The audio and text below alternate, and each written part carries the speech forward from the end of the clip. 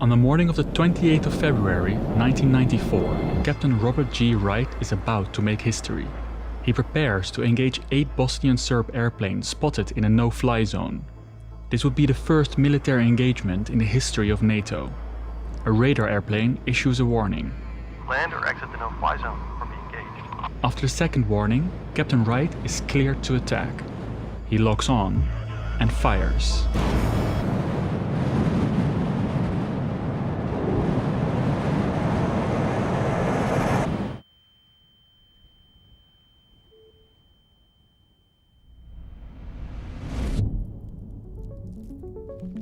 NATO is here to stop the war in the former Yugoslavia, a nation once built on brotherhood that was tearing itself apart along ethnic lines. How did this happen? Yugoslavia seems special. When multi-ethnic empires were falling apart, Yugoslavia formed a federation of 6 republics. When superpowers divided the world in 2 blocks, Yugoslavia crafted a third. And when the West thought war was something of the past, Yugoslavia started the worst conflict in Europe since World War II. I traveled all across the former Yugoslavia to show you the past, present and future of this region. Nobody wants war.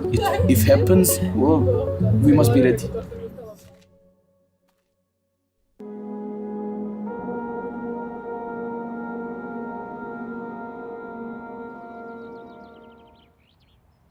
I found this book about countries of the world. It's almost 50 years old.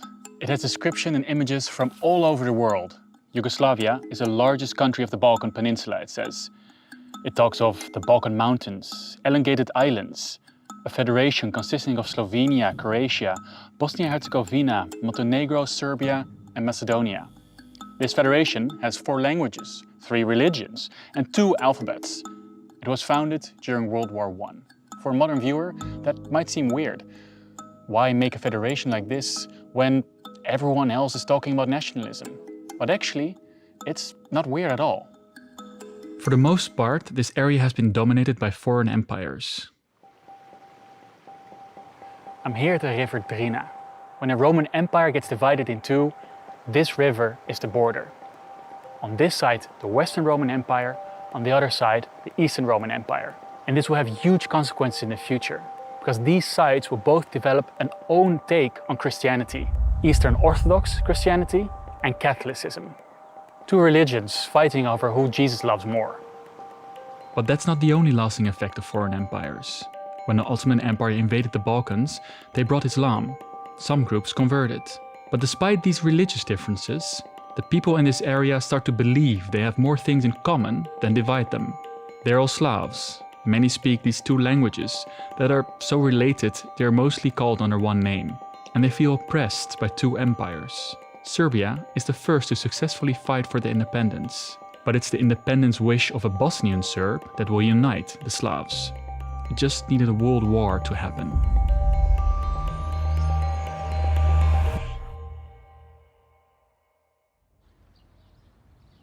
This is Sarajevo. It's been called the Jerusalem of Europe. You can find mosques, Orthodox and Catholic churches, and even a synagogue built by the Ottomans. But Sarajevo is mostly known for something else. I'm standing in the exact spot where Gavrilo Princip, a Bosnian Serb, stood when he attacked Franz Ferdinand, the heir to the Austrian-Hungarian throne, and killed him. I am a Yugoslav nationalist, aiming for the unification of all Yugoslavs, and I do not care what form of state, but it must be free of Austria. In 1918, Gavrilo's dream came true. The kingdom of the Serbs, Croats and Slovenes is born. This makes a lot of sense. The Croats and Slovenes are safe from potential aggression from countries like Italy and Hungary. Serbians are spread over a big area. They can now unite in this country. And the victors of World War I are happy to take the Austrian-Hungarian Empire apart. This kingdom later gets rebranded into the Kingdom of Yugoslavia. But quickly Croats and Serbs clash over how to rule this kingdom. Croats want more federal independence. Serbs want a strong centralized state. Before this can be resolved, Yugoslavia gets invaded by Nazi Germany and its allies. And just as in the rest of the world, what happens next is not pretty.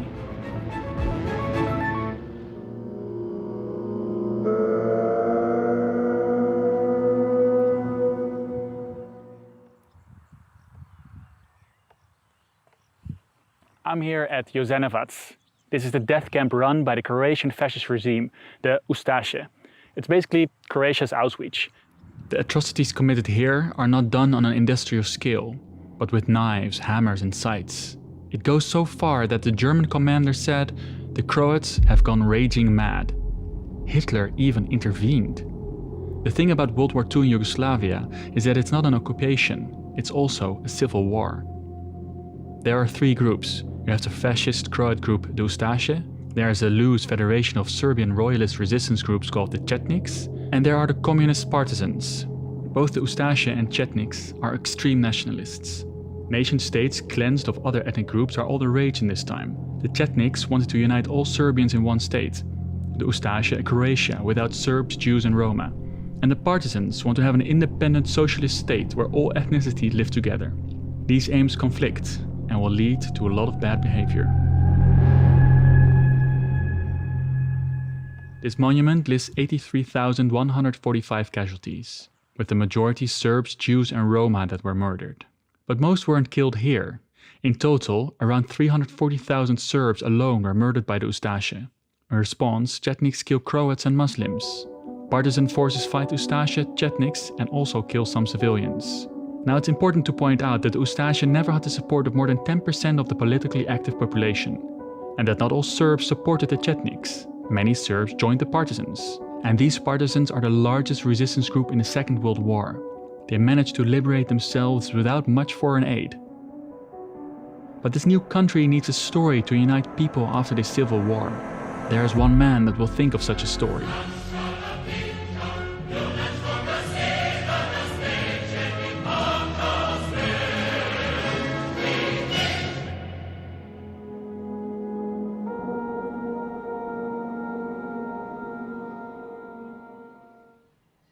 This is Kumrovec, the birthplace of Josip Broz Tito, the leader of the partisans.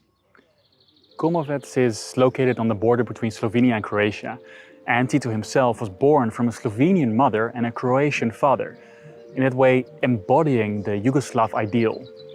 He understands that people in Yugoslavia were, quote, so closely related that they could live together, and so intermingled that they had to. The story he invents is that all people in Yugoslavia fought together against fascism. They live in a socialist brotherhood, and all countries joined the republic out of their own free will. The slogan Bratstvo I Jedinstvo shows that all ethnicities get the same rights. To push this new story for the nation, the Communist Party built these futuristic-looking monuments all over Yugoslavia that commemorate victims of the Second World War.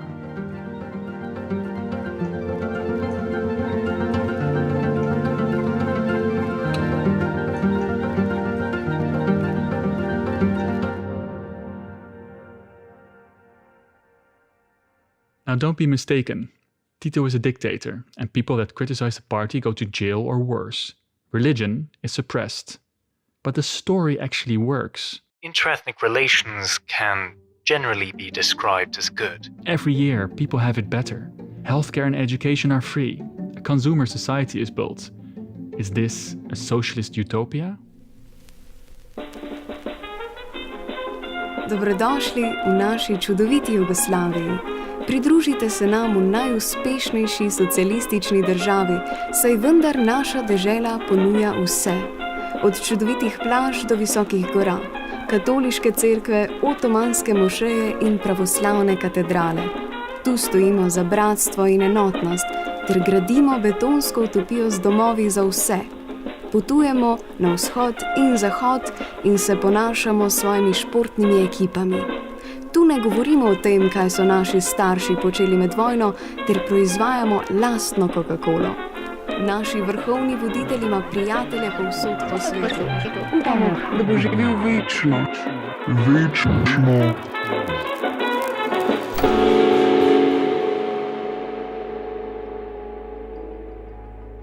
Tito did not live forever. His death is often seen as the reason for the collapse of Yugoslavia. That without him, violent ethnic tensions would have to erupt. When war in Yugoslavia did break out in 1991, Western commentators knew the Balkans were a place where hatred and distrust lingered to this day. Popular books like this came out that talk about Bosnian villages that were full of savage hatreds. Hatred that had deep roots in some distant tribal past. Popular YouTube videos also talk about the ethnic tension as the main cause for the war. Constant ethnic and religious division, it seemed that it was only a matter of time before a breakup would be imminent. And although the conflict played out along ethnic lines, the idea that they were the cause of the conflict is a myth that just won't die. Before the 20th century, there had actually never been armed conflict between Serbs and Croats. Northern Serbia and Macedonia were also multi-ethnic, but both were generally peaceful in this period. And when Tito died, the country did not suddenly collapse. Socialist Yugoslavia existed for 11 years after he passed, almost a quarter of its lifetime. What did happen is that ethnic identity was shaped by elites during a time of dramatic changes.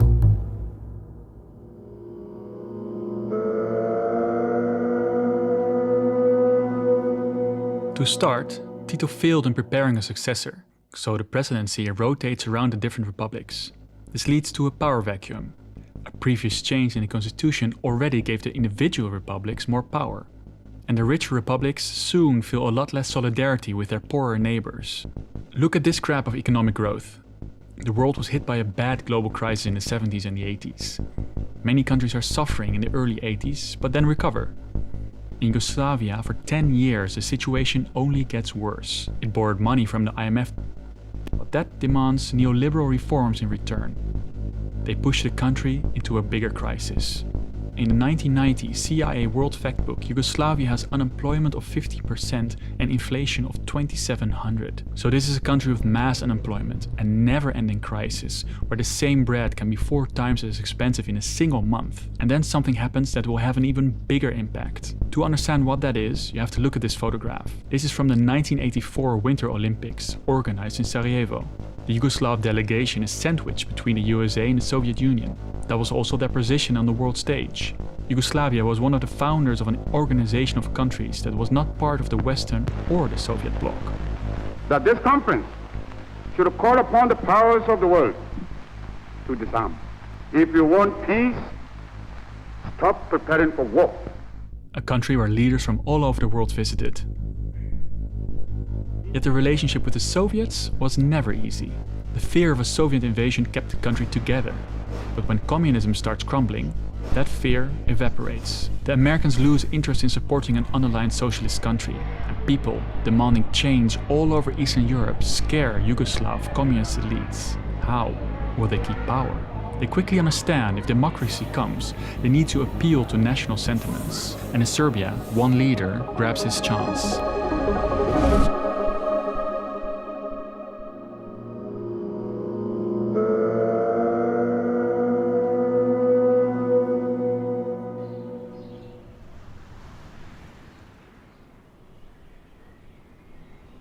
I'm here at Kosovo Polja, means Kosovo field.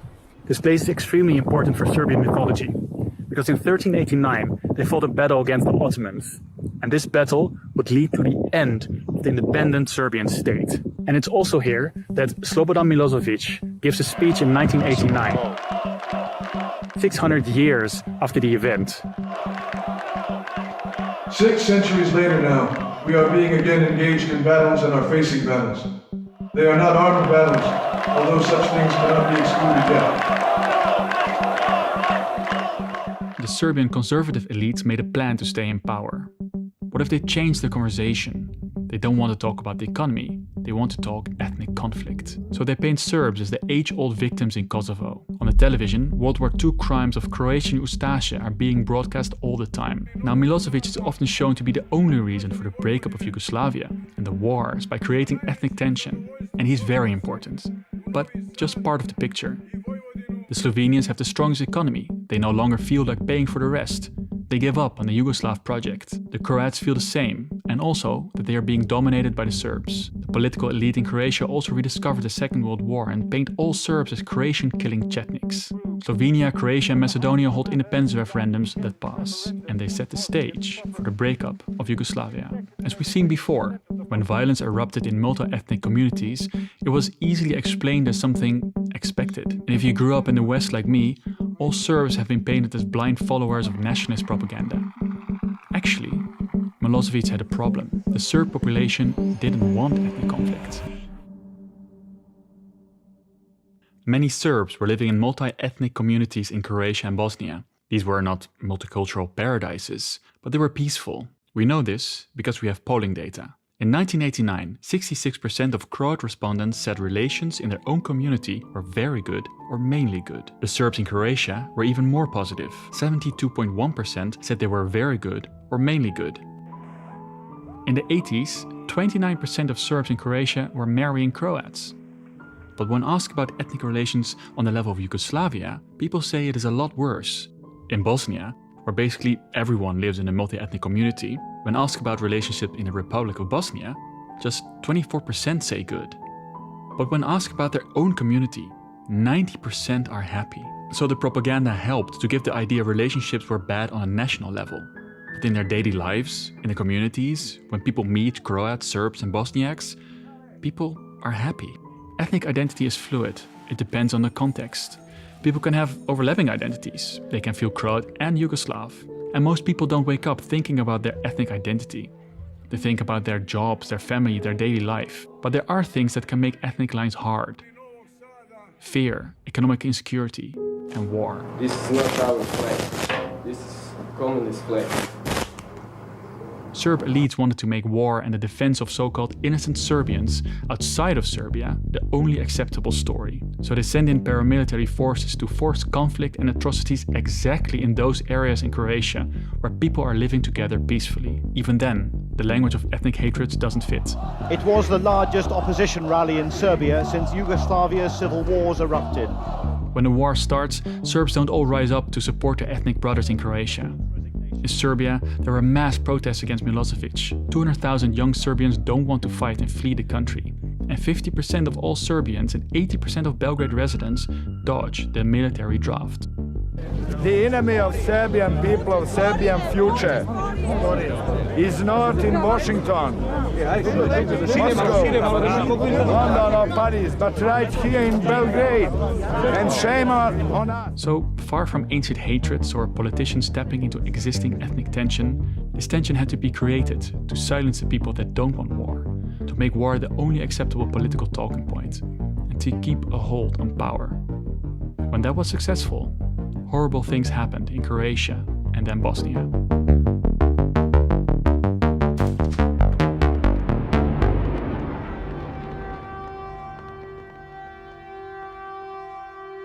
These Yugoslav wars in Croatia and Bosnia have been covered countless of times, so I will not give you a day-to-day account. I just want to show you this cemetery in Sarajevo.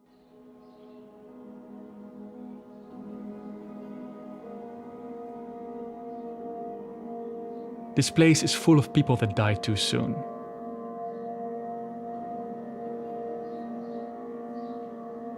War damage is still visible in the city that had to endure the longest siege in history. In these wars, it's the Bosnian Muslims, the Bosniaks, that suffer the most, mostly from Serbian aggression incited by elites. With the massacre of 8,372 men and boys in Srebrenica as the worst act, a deliberate attempt to erase Bosniaks.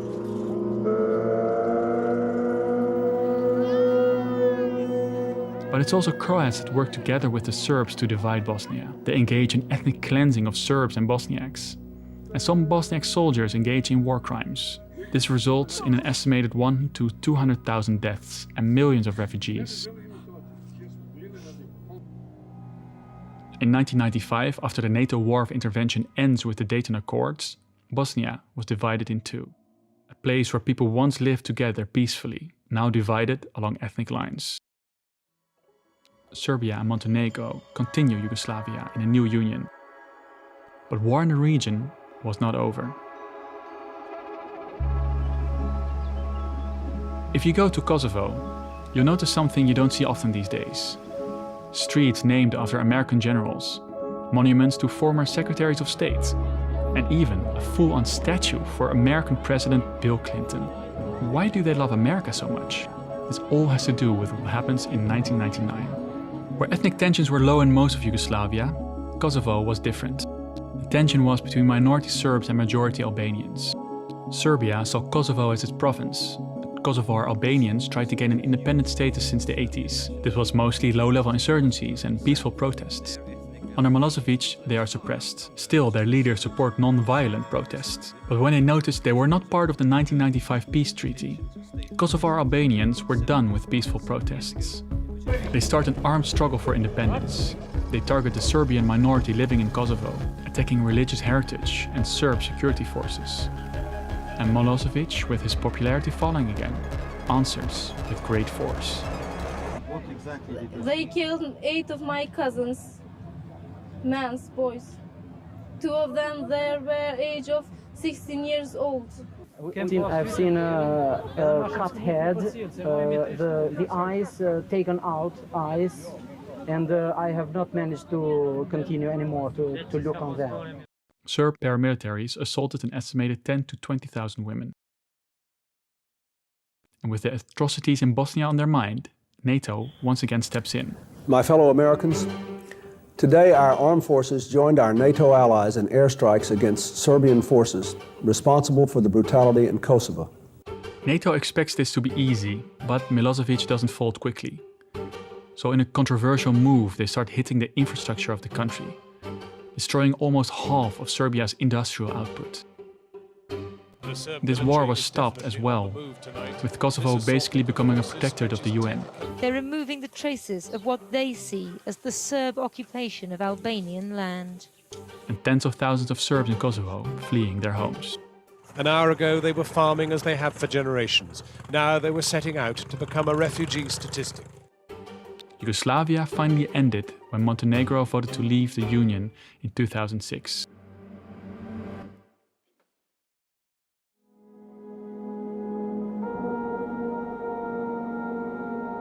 If you look back at the 90s, you see communist elites turned nationalists were able to hang onto power by creating ethnic conflict and using that time to plunder the socialist systems. Both in Croatia and in Serbia, the same parties ruled for almost 10 years. In Serbia, individuals become extremely rich. They take over state-owned companies and steal 4 billion of Serb savings. Moderate Serb leaders in Serbia and Kosovo that want change have been assassinated. Uređeno, apsolutno neuređeno. Ovdje vlada mito, korupcija, to traje punih 30 i kusur godina.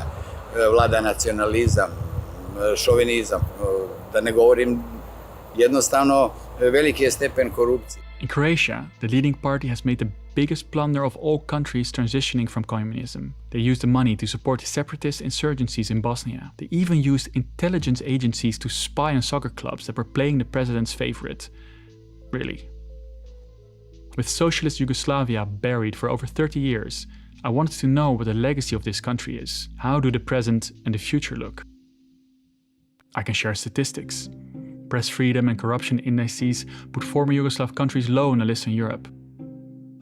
When it comes to the Human Development Index, a measure that compares economic and social developments, Slovenia is far ahead, with the countries that saw war lagging behind. More than statistics, I was interested in the stories of young people in this area. But I ran into a problem. Almost everywhere people wanted to talk to me, just not on camera. In the Serbian part of Bosnia, I talked for an hour with a Serb my age who had only positive experiences working with Croats, working with Bosniaks, and he was sick of the corruption. But he couldn't tell me any of that, because saying that would be career suicide. The war is still very much alive, and it reminded me of this saying: the past is never dead, it's not even past. On the road to Sarajevo, I saw that Serbian town names were striked through. And although this Bosnian youth I spoke to was positive about living with Serbs, if some guy did something in the past, it doesn't mean that all people are bad. He surprised me with the following. Nobody wants war, but if it happens, well, we must be ready. That's quite an ominous statement. After my uncomfortable laugh, he explained the Bosnians were surprised and most affected by the war. So that's why I think there should be a little bit of change, like in the readiness, but nothing too serious, to be honest. I put this to the bravado of the youth, but all the other people I spoke to in Bosnia told me war is a daily topic. Both the politicians will continue to repeat these things, continue to bring up the war, continue to bring up ethnic national tensions. It's the way they attract attention. It's the way they attract the sort of basal emotions of people. The massacre in Srebrenica is especially sensitive. The leader of Bosnian Serbs banned schools from teaching about atrocities from the war. And when the UN voted to make Srebrenica an International Memorial Day, he threatened with separation.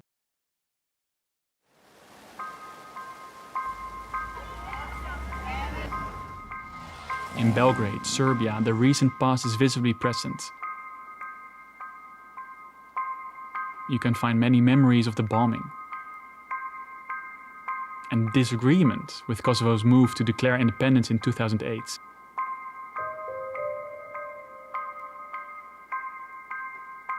Its independence had not been recognized by Serbia and about half of the countries in the UN. But not all Serbs feel Kosovo should stay with Serbia. Mana remembered the bombings in Belgrade. Even more protect ourselves from any explosion or debris, we basically shift the furniture so that our clothes cabinet is in between us and the window. So if the windows explode, at least we have something in between us. And when it comes to Kosovo, I personally believe, and I think a lot of Serbians, at least my age, believe that Albanians in Kosovo deserve the right to self-govern, whether that's full independence or to some sort of a high degree of autonomy. Okay, like Kosovo is such an important part of Serbia, then why was never anything invested in Kosovo when it was part of Serbia? Kosovo, it's not part of our country anymore. But then again, if you give them the right to govern themselves, the same should apply to the Serbians living in Kosovo. Speaking to locals in Kosovo, the memories of the wars were still fresh. They told me their unresolved situation is a constant point of stress, and they have a big fear for a new Serbian attack. So what about the future for this region? The history and end of Yugoslavia is still a big issue in these countries.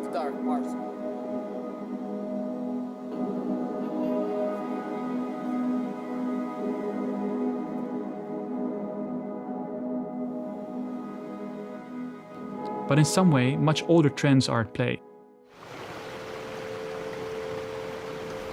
I'm here in Ljubljana, the capital of Slovenia, the Switzerland of the Balkans. It's clean, it's beautiful, and a tiny bit boring.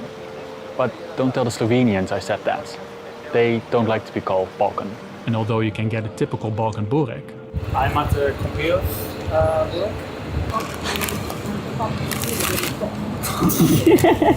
if you squint your eyes, you could also be in Austria. The influence of the Austrian-Hungarian Empire is not only the architecture. This map shows you how many people knew to read and write in the Kingdom of Yugoslavia almost 100 years ago. And although socialist Yugoslavia invested a lot in Slovenia's industry, its geography has always put it close to the richer European core. History influences the present, but it doesn't define the future. This region has a long history of ethnic coexistence.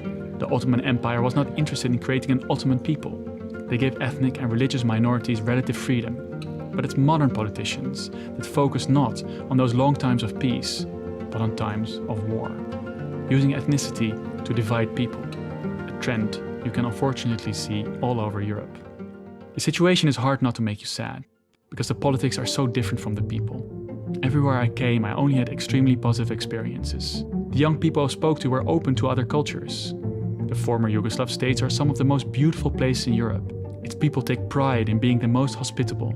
So I would really ask people, visit these countries and talk to the locals, to experience this region for yourself.